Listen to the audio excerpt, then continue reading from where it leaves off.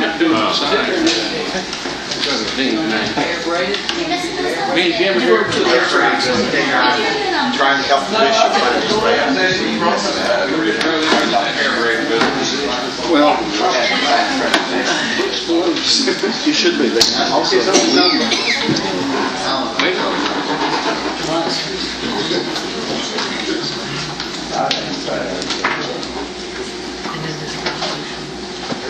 Hey, you talking to Tara?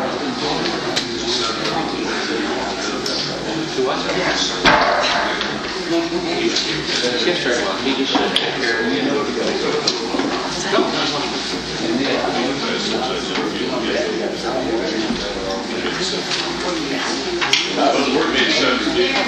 yes, sir. Should be one of your call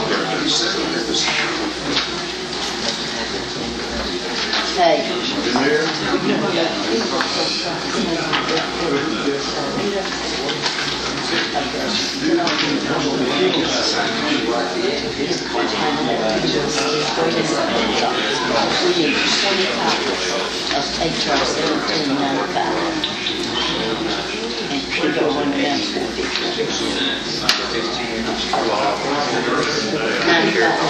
HR 1795. And bring them.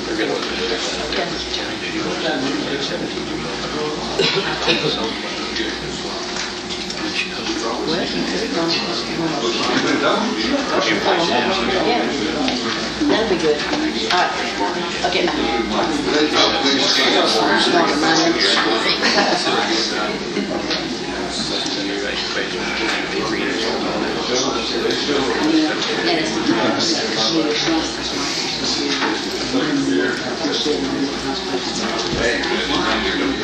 Yeah, okay.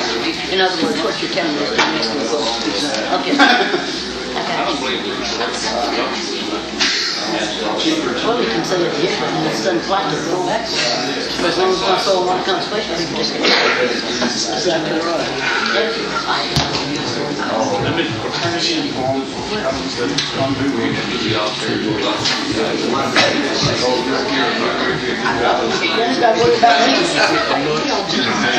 I'm going ahead and call this meeting of the Regulated Industries Committee to order. It's another normal day for the committee that we have substitutes upon substitutes. We got the wrong room. I got one wounded. It's in the Emory Hospital. So everything's normal. I do wish the authors, if they're going to come with a substitute, that the committee be made aware of what the bill does before we get it sprung on us. And I know sometimes that's hard to do, but I know time is of the essence, and I'm going to have a little leeway today and let y'all do that. But in the future, we need to have our bills in here in time for us to be able to see what it is. I'm going to go ahead and call Senate Bill 95, Senator Johnny Grant. No, 95. I'm sorry, John Lunsford. I can see that everything is normal. Representative Lunsford. Thank you, Mr. Chairman. Actually, mentioning Senator Johnny Grant's name on that bill is not completely incorrect, sir. He is the second signer on the original Senate Bill 95. This is a bill sponsored originally by Senator Seth Harp, who was here a moment ago and has a conflict in his schedule and asked me would I be kind enough to see if that helps.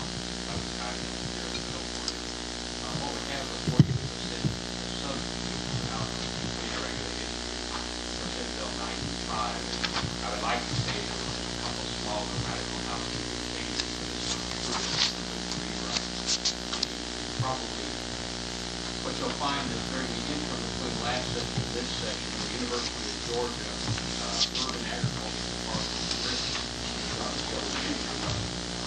very market as well as work with all the Athens. We work on the issue of septic tanks, the urban agriculture aspect of it. How do we protect the homeowner when they have septic tanks installed in the home, but also make some common sense out of it, here, etc. And what we came up with was a series of little steps that are going to move us toward a little more continuity within the industry. Currently, under Georgia law, the health department has the final say so. The health department, by the way, has agreed with this bill. Scott Early site development and the landscape of the house. This is the exact copy of the house bill we have, not a house bill. The secretary of rules doesn't all go up to the city council rules.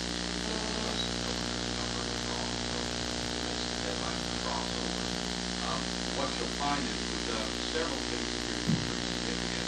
Number one, we've decided who's in charge. And that is the geologist, the soil scientist, are getting certified as a soil or assessment. We find it on page 3. Then they're going to say, I'm the absolute expert, and you're supposed to listen to me. And if you are supposed to listen to me, I am the expert, I'm here to answer. Then there's an affidavit here where they sign and say, okay, that's consumer.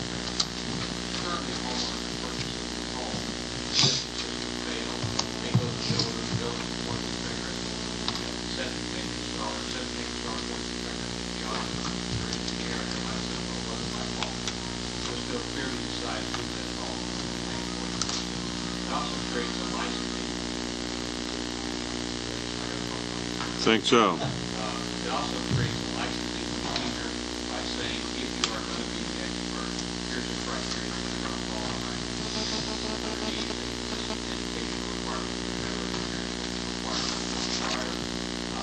other than that, we've taken that, delineated, and clarified the burden. That's what I'm saying, definitely one soil clarifier is a soil classifier, a soil scientist, an engineer, geologist, most of the current code. And then we leave up to the first code section. The soil classifier is called classifier, and another code section is called soil scientist. And definition is called land. Other than that, it's a pretty consumer-friendly bill. And it's a good step forward. It doesn't fix all the problems across the state. It does say, okay, if you want to be the expert certified in soil, then you're going to be responsible for the time and take that anymore. Completely unopposed. Worked on Harold Rehoff dealt with some of the provider dealt with the state dealt with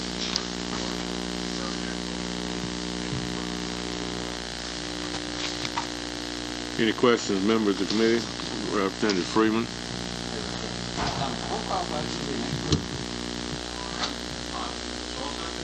It's in the code section, I'm not exactly sure. I'm not sure we ever use the terminology expert, but we actually use the terminology that you're certified or that you are licensed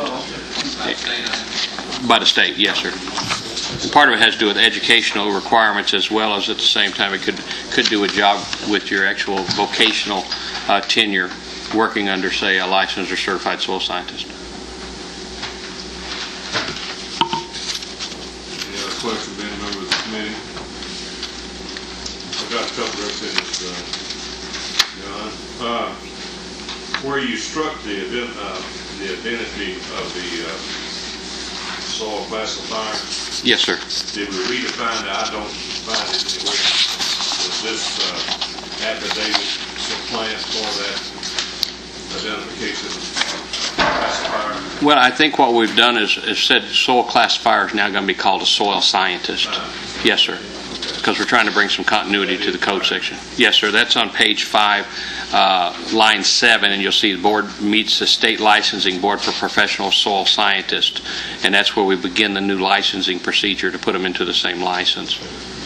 The other question I had, I understand in looking at the original bill that we were limiting the number of people that could examine this, and it would boil down to only soil scientists, which is not enough to go around in this state and eliminate all others. Is this address that problem? Yes, sir. I believe what you'll find is, Mr. Weiner, do you have a marked up copy with you where we clarified that in the page 11?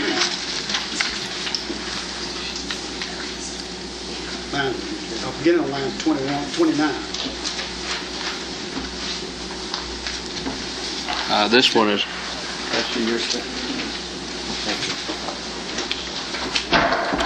Okay. Yes, sir. It's going to go down to line 32. Anyone who is already currently practicing that profession is included, sir, which would include your geologists, your engineers, as well as your soil scientists or soil classifiers. So we didn't limit competition, and that was a problem with the original bill. Okay. Any other questions about the committee? Thank you, Representative Rumsford. Thank you, Mr. Chairman. Anyone in the audience to speak on the bill? Anybody? Speak now, forever hold your peace. Okay, is there a motion? Motion. All right. Move to pass. Second. Motion, seconded to pass. Any further discussion? All those in favor signify by saying aye. Aye. All opposed, like sign. Bill goes out with a new pass recommendation as a committee substitute for Senate Bill 95.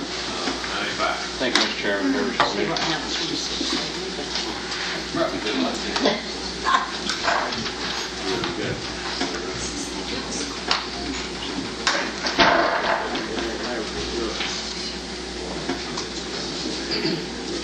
Still waiting on your copy? Okay. 145. Yeah, we got one. That's one we're gonna take that bill on. Okay. Next bill is committee substitute for Senate Bill 145, whose the author is Senator Johnny Grant. Senator, welcome to our committee.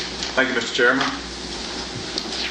Very brief bill here, about 15 pages, I see. That's correct. It does look very lengthy, but a lot of this is somewhat repetitious because there's so many classifications within cosmetology that have exactly the same language that we're having to duplicate. So that's why some of the length of the document. And I'll try to just briefly go over it with you. The Senate Bill 145 came before your committee last year. It was passed out with a do pass recommendation. And then we got caught up with the last day or two of the session with some difficulties and some misunderstandings on the floor, and the leadership just did not feel like they had the time to devote to it at the time on the floor. So it was tabled or committed back to the committee or what. I don't know the official action. But during that interim over the summer and fall and early part of this session, we have worked with the hair braiders, with the cosmetology board, in making some changes. And so Senate Bill 145 substitute, which the LC number, make sure everybody's on the right page, is LC 2188886S. It's the same bill that we had last year with a couple of exceptions or additions, if you will. This dealt with a lot of the same language of a bill that you passed out of this committee about 3 or 4 weeks ago. It was House Bill 1170, and it dealt with the issues of the licensing board, the Secretary of State's licensing board, being able to outsource their testing. And since that same language was involved in this part of the code, we went through and made those changes that 1170 reflected. So that's some of the changes that you'll see in there. The most significant change, though, has to deal with the hair braiders themselves, or the hair braiders license itself. And that starts, let me get my notes here.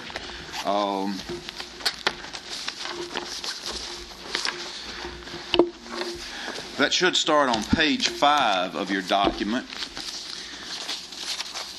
And the first thing we did, there was the original intention of Senate Bill 145 was to do two things, was to create a separate license for hair braiders that was of a lower requirement of education, lower educational requirement than what is currently required for cosmetologists.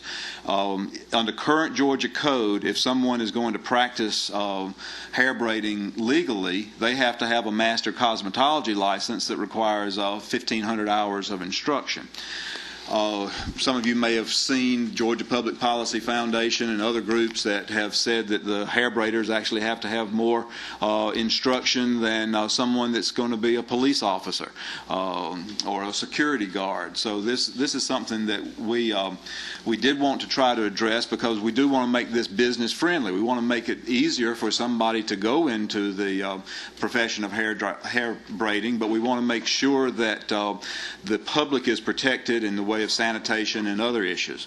So The first thing we did was on page 5 in paragraph 2, and that is a grandfather clause that allows someone who's actively braiding and actively practicing hair braiding in this state as of the July the 1st date shall have a year to make application and meet the other requirements, moral, legal, ethical, whatever those things are that all of the licensing boards require, and then would be able to be granted a hair braiding license. So that's one of the changes that was made that is significant from the previous version. And then the next significant significant change is on page 7. Page 7, paragraph E1. And if you'll look down there on line 37, we have reduced, last year we asked for 750 hours of instruction, I believe, and this time we have dropped that to 100 credit hours. It's difficult in the school for them to be able to teach the techniques of hair braiding, but one of the things that we can do is teach sterilization and teach hygiene and teach some of those issues that everybody has to work within a hair salon type of environment to make sure that the public is protected. So those are the two major changes in the hair braiding, and this does make it easier for someone to go into hair braiding. And I think that was one of the contentions that we had on the floor in the House last year, that we were restricting people going into the practice of hair braiding. I have with me today Mrs. Martha Harris, who's the chairperson of the State Cosmetology Board, and Wanda Brooks, who's a member of the State Cosmetology Board. Molly Fleeman from the Secretary of State's Office for Licensing is here also. And we have some members of the Georgia Professional Braiders Association, Mr. Lamine Ba and Mrs. Nay Bay. And these are both folks that I've had an opportunity to meet over the last several months. They have been in the United States legally for 20 years, or in the neighborhood of 15 to 20 years for each of these folks. They are trying to live the American dream. They have hair braiding salons, and I think they're here and might be able to answer some of the questions that you might have about the profession. But particularly, I think they've got some stories about how under current law, we have had to fine some hair braiding salons rather significantly, and I think that's against the intention of the Cosmetology Board, but that's what they're having to do because of current law. This revision in the statutes that Senate Bill 145 would bring forward would help to address those issues. It would make Cosmetology Board be able to provide a license for hair braiders that would be acceptable to the Georgia Hair Braiders Association and with the Georgia Professional Braiders Association, and would allow these people to operate their craft legally here in Georgia. And so with that, I will answer any questions that you might have. Any member of the committee? I'll send the lights on.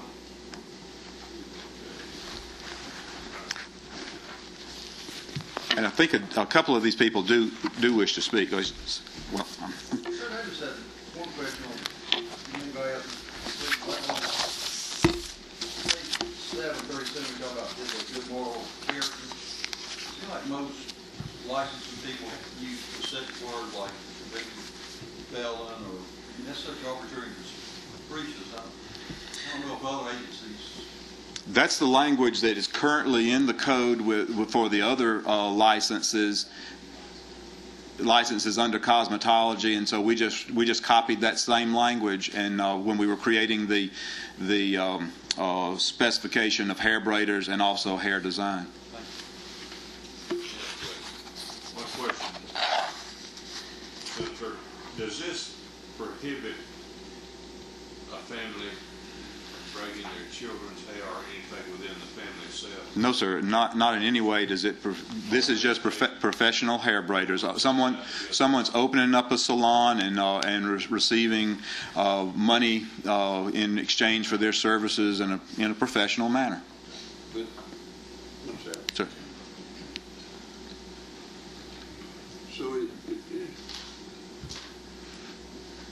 somebody, and I think this is where you ran the population, if somebody was braiding somebody in their house, like their neighbor, friend, or something like that, they would be in violation of the law, right?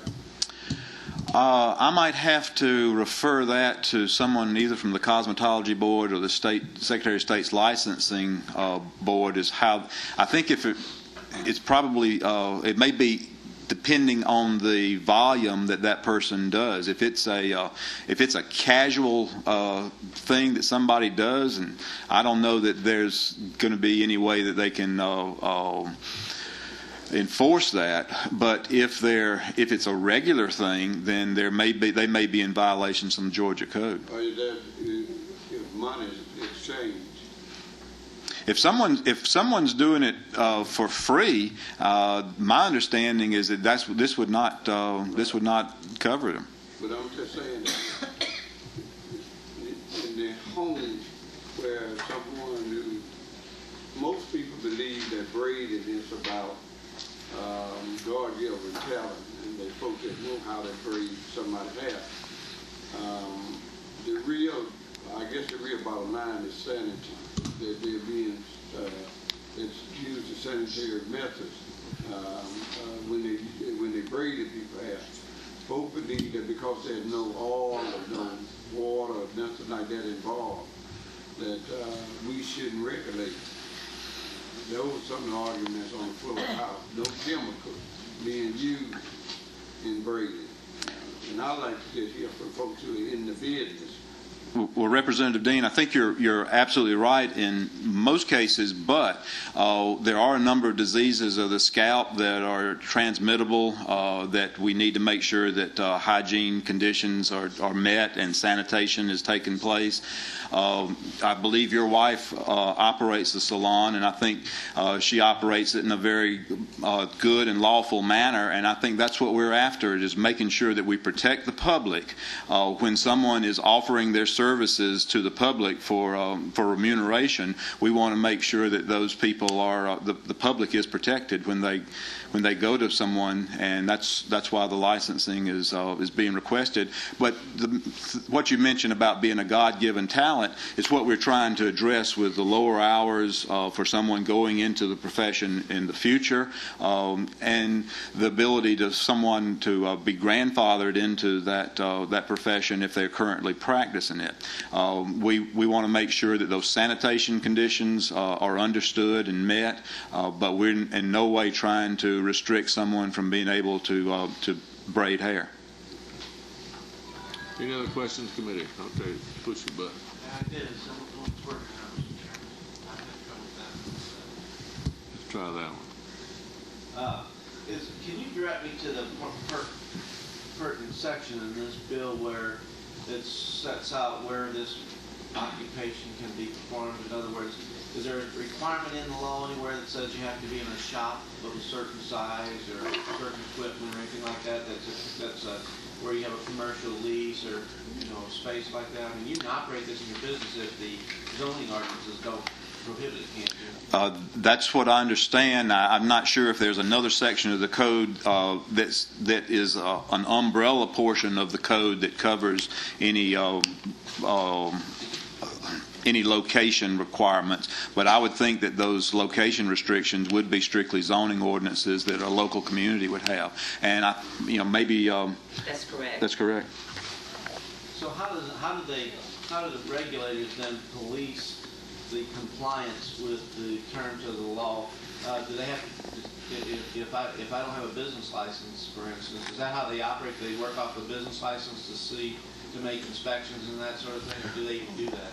Well, I think there are a lot of you'll see how people can hang out a shingle and they'll be in business, and they have a number of inspectors that operate out of the Secretary of State's licensing division, and as they are going around doing their business, if they see someone that's holding themselves out to be a cosmetologist, a hair designer, a hair braider, then they'll take up an inspection. Or if they receive a complaint, and I think that's where you probably have a lot of this is directed from, is someone who's made some sort of complaint about somebody operating without a license. Okay. Any other questions? Thank you, Senator.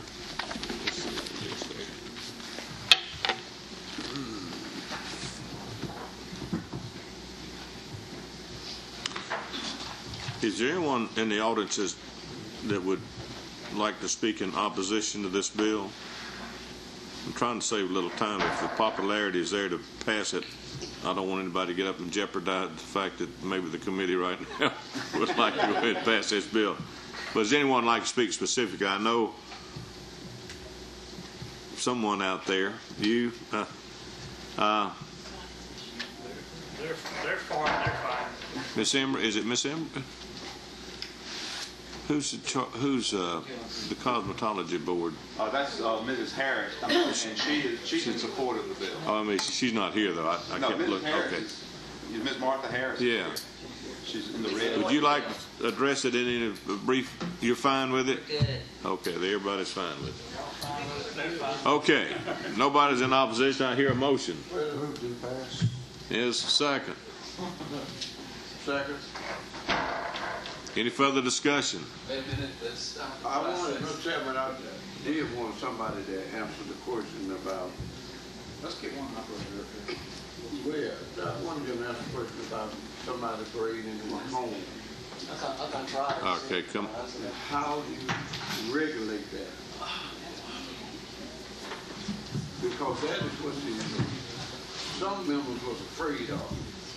Is that somebody breathing in the home, maybe their relatives or somebody live in the community where they live in. Well, how do we enforce that, regulate that? I think Mrs. Harris may be able to address that. We don't go into homes unless there's been a complaint in a private residence to do an inspection. And so somebody would have to make a complaint. Correct. Same way that somebody would make a complaint if somebody was fixing hair Correct. in a home. Correct. But, so this bill here wouldn't enhance that opportunity for somebody No, sir. to make a complaint. In no way. So only those places where you've located a building and put it set up to do business. That is correct. A legitimate salon. Legitimate, okay. I'm strongly in support of the bill, but I wanted to hear from the Prater. Can you give me a single reason why you feel like the industry needs to be regulated? Yes, my name is Lamin Bai anyway. I came from Africa about 12 years ago. Being in this great country, I do appreciate being in America. And if we live it like the way it is right now, like the concern Mr. Douglas Dean have right now, will be an issue because the problem we're going to have is if there is no regulation, there is no rules, it's going to affect the industry itself. And for us, this is our living, this is what we do, and this is what we take care of our family and all that. So it will be really wise to regulate the industry in that sense.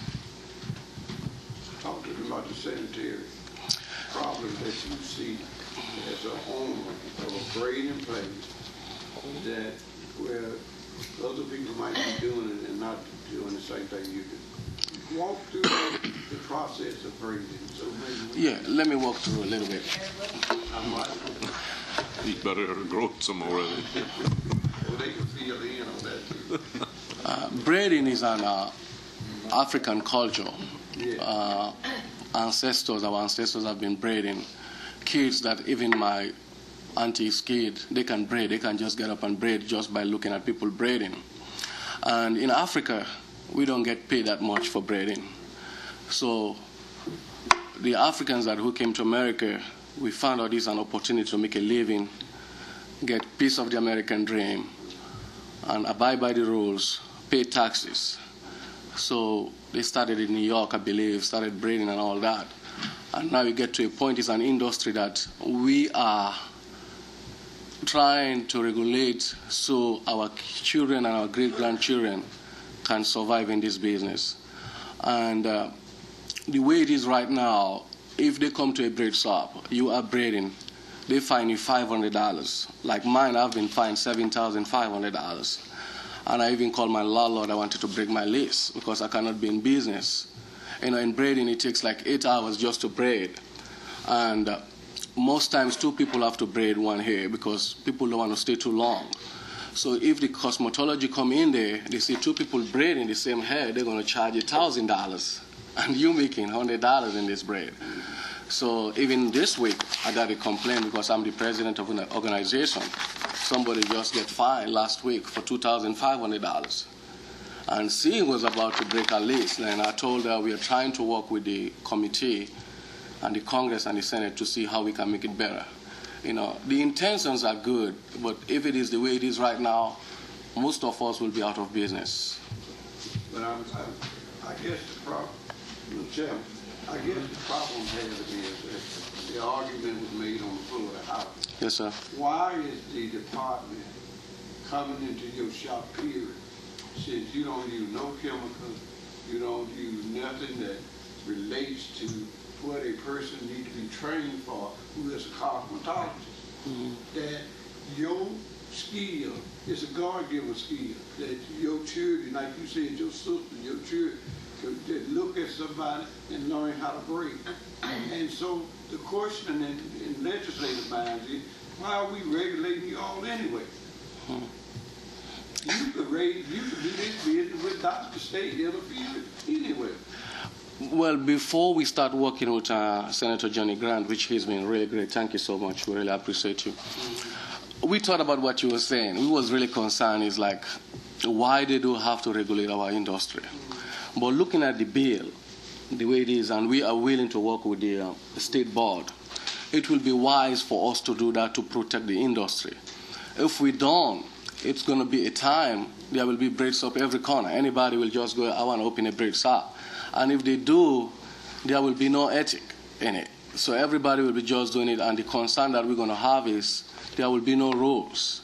So if there is a rule that will work with us, it's good. And I understand where you're coming from, your concern, which is a really good concern. But if it will make us, in a professional way, come out better, it's better to work with the state board and work with you. Okay. I don't know if I did answer your question. Well, I think you answered, but I think I'm telling you that we're going to run into the same problem on the floor of the House. If that is the only answer you give, then folks going to be on every corner braiding. Because the fact of the matter is that from what I've heard, there really ain't a whole lot you've said to make me believe that the state ought to be regulating it. I mean, I don't see nothing in it other than somebody standing up behind somebody who's braiding their hair planted up. And why is the state coming into the shop like you, firing you because you don't have a license?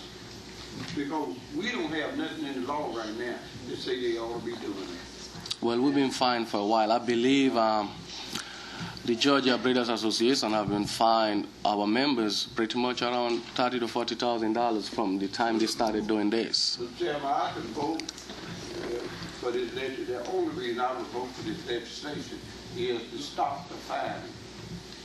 That's the only reason. There is nothing I see in braiding hair that the state ought to be involved in regulating these businesses, other than a group of people who got a God-given talent, is making money, and somebody won't regulate it.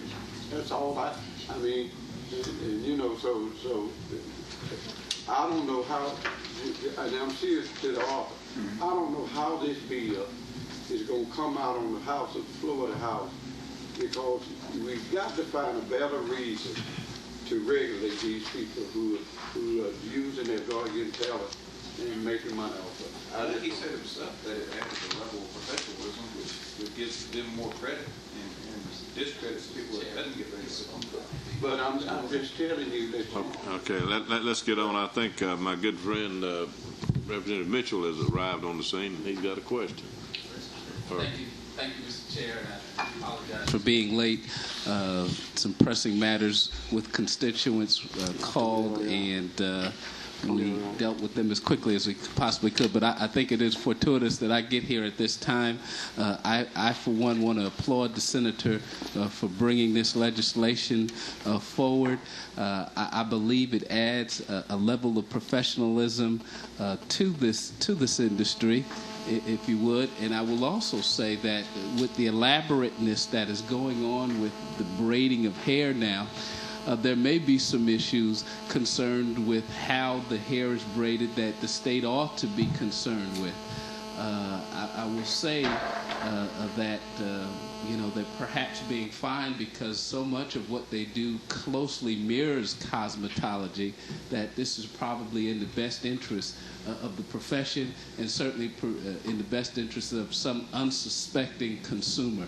And I think this would add a level of responsibility, or certainly professionalism, that the state should be concerned with.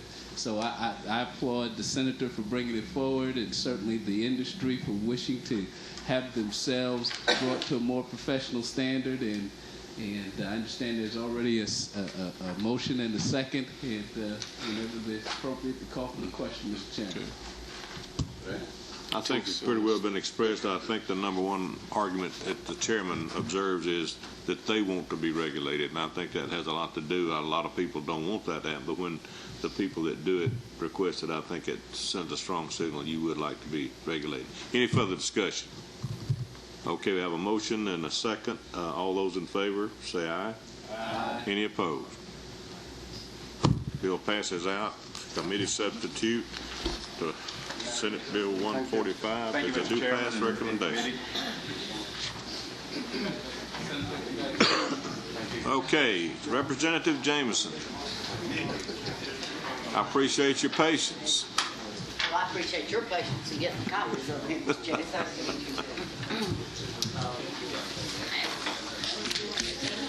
This is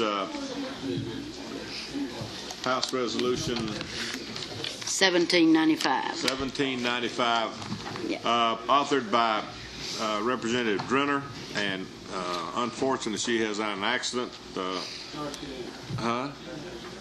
Yeah, she closed her hand on a door, and she's over at Emory right now. So I don't know, somewhere here. So Representative Jameson has graciously agreed to, in her stead. Thank you, Mr. Chairman. Members of the committee, I do appreciate you giving me the opportunity to present Representative Drenner's resolution. It simply creates the study committee on tanning salon consumer protection.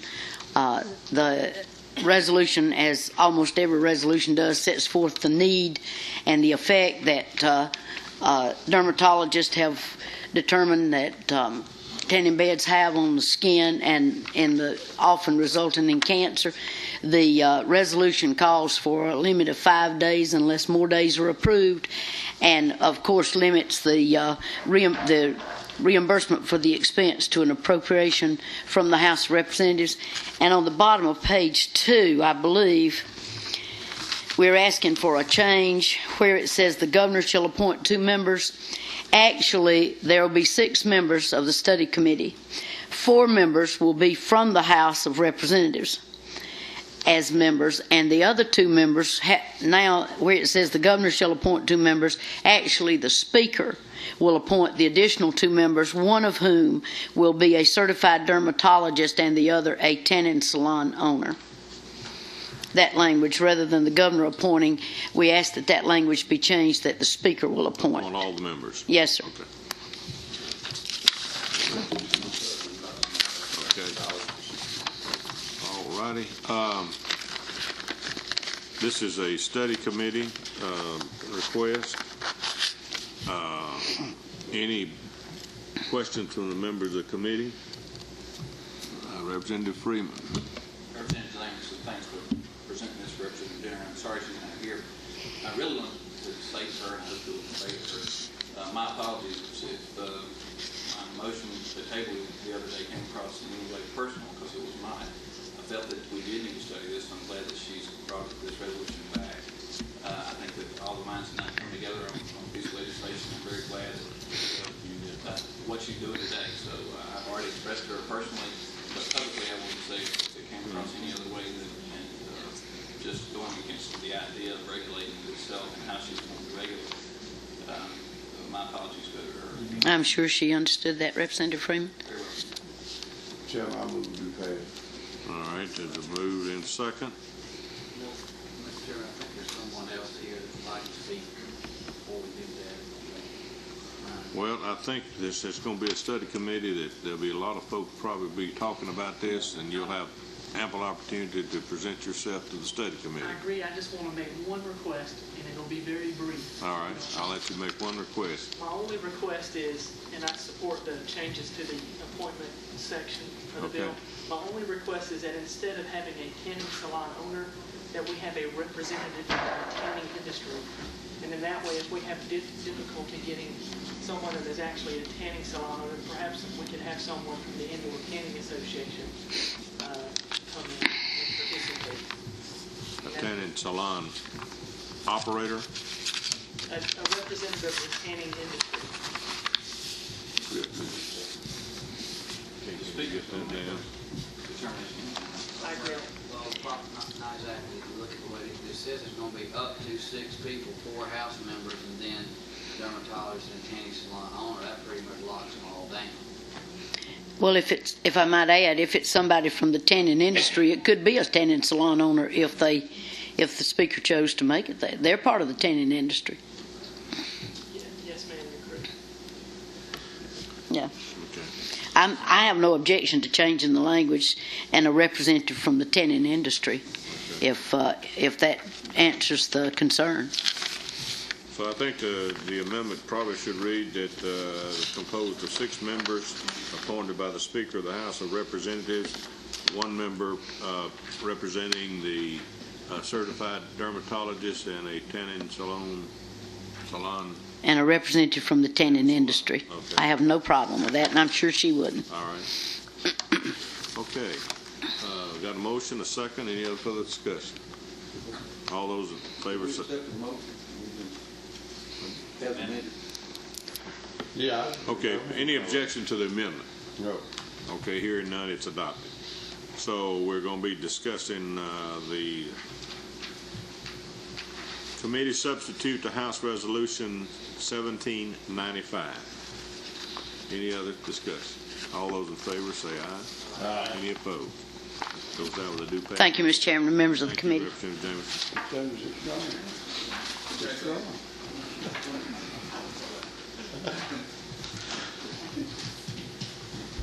That's it, lady.